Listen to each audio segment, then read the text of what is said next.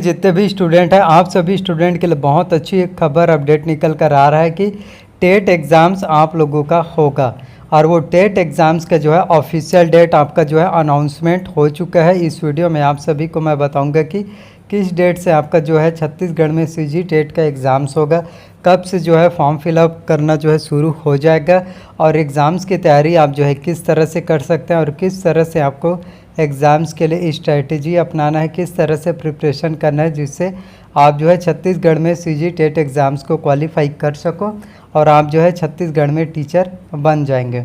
तो इस वीडियो को लास्ट तक देखना, आप लोगों को सभी जानकारी जो है मिलने वाला है। तो सबसे पहले मैं आप सभी को बताना चाहता हूँ कि अभी छत्तीसगढ़ में जो है 10,000 वैकेंसियों को लेकर सबसे ज़्यादा चर्चा में है अभी, क्योंकि 10,000 वैकेंसीज आप लोगों के लिए आने वाला है। और इस संबंध में भी आप लोगों को जानकारी दूंगा कि कब से जो है शिक्षक भर्ती होगा। लेकिन आपको बताना चाहता हूं कि जो 10,000 शिक्षक भर्ती हैं, इससे पहले ही आपका जो है सीजी टेट का होगा, क्योंकि जो 10,000 वैकेंसीज हैं उसके लिए एलिजिबल कौन थे?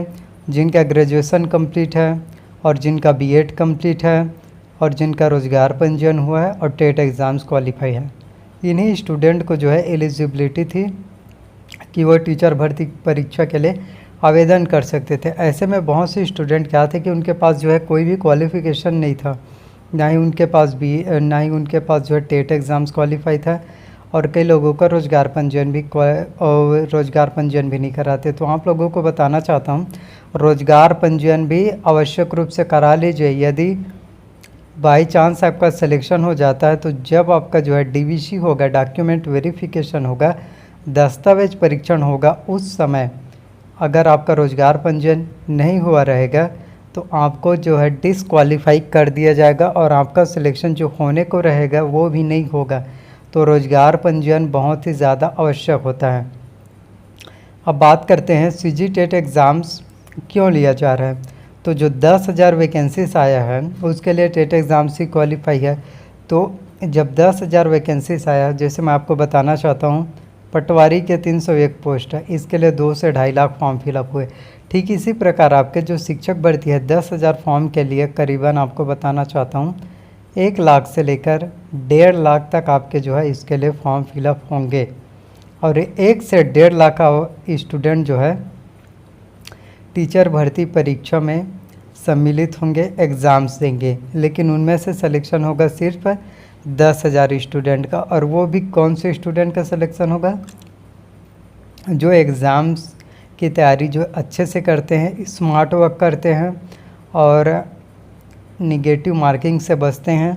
क्योंकि सबसे ज़्यादा एग्ज़ाम्स में अगर किसी चीज़ से आपको बचना होता है तो वो होता है आपका माइनस मार्किंग, क्योंकि कई बार होता है कि स्टूडेंट माइनस मार्किंग से ही बाहर नहीं निकल पाते हैं।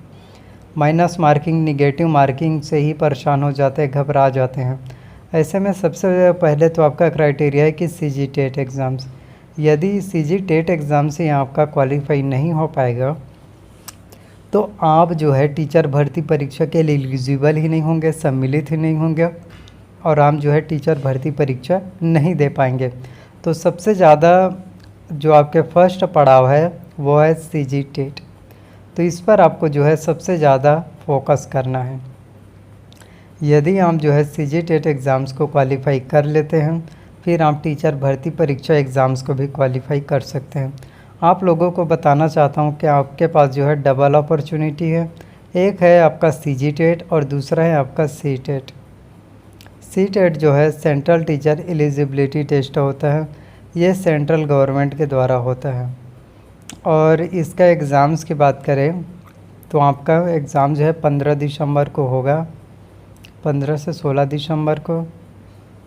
और बताना चाहता हूँ कि इसके एग्ज़ाम्स के लिए आपको कहीं जाना नहीं पड़ेगा, आपका कंप्यूटर्स में ही एग्ज़ाम होता है। सी टेट का एग्ज़ाम्स होगा।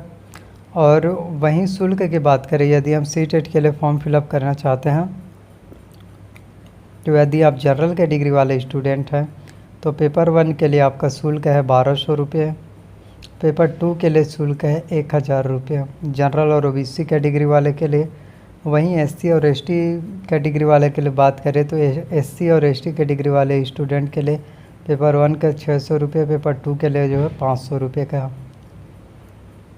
तो इतना शुल्क आपका जो है तो आप इस तरह से इसमें फॉर्म फिलअप कर सकते हैं, आवेदन कर सकते हैं, आपका सिलेक्शन जो है अवश्य रूप से हो जाएगा। तो काफ़ी कुछ चीज़ों का आपको जो है अच्छे से ध्यान रखना है, सभी चीज़ों के बारे में आपको पूरा कम्प्लीटली नॉलेज होना चाहिए, जिससे आप जो है छत्तीसगढ़ में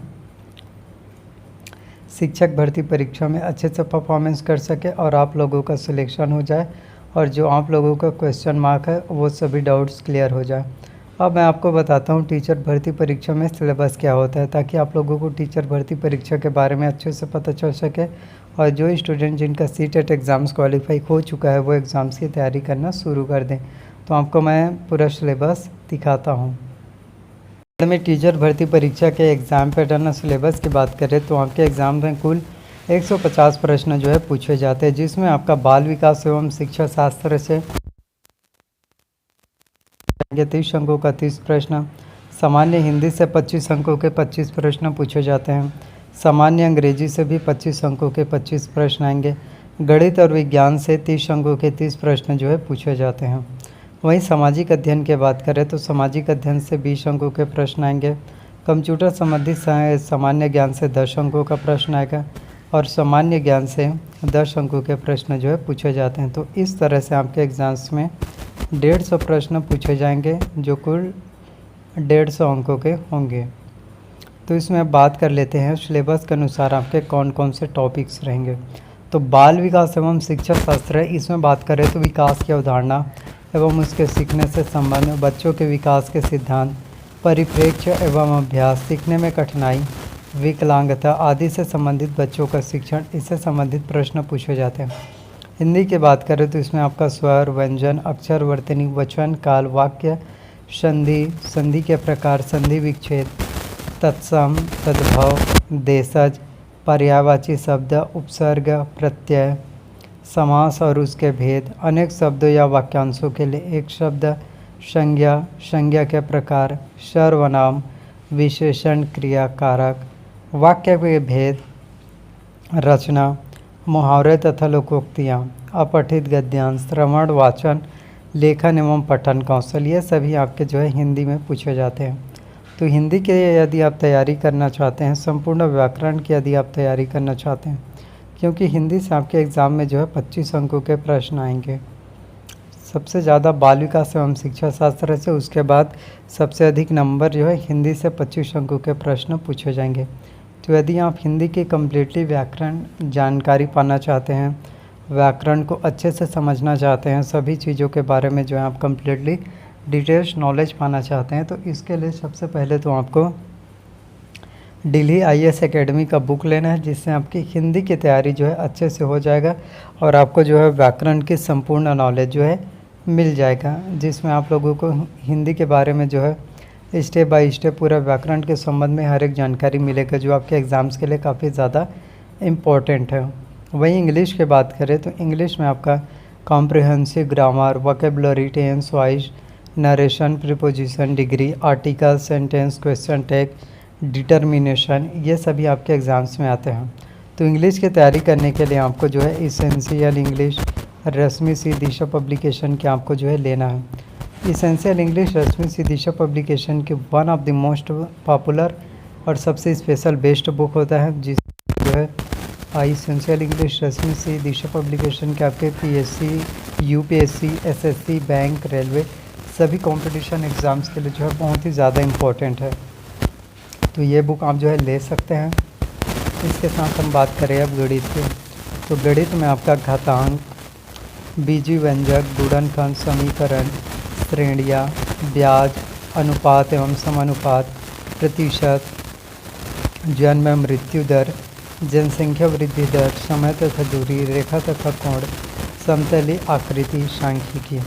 तो मैथ्स में आपका ये सभी क्वेश्चन जो है इन्हीं टॉपिक में से आएगा।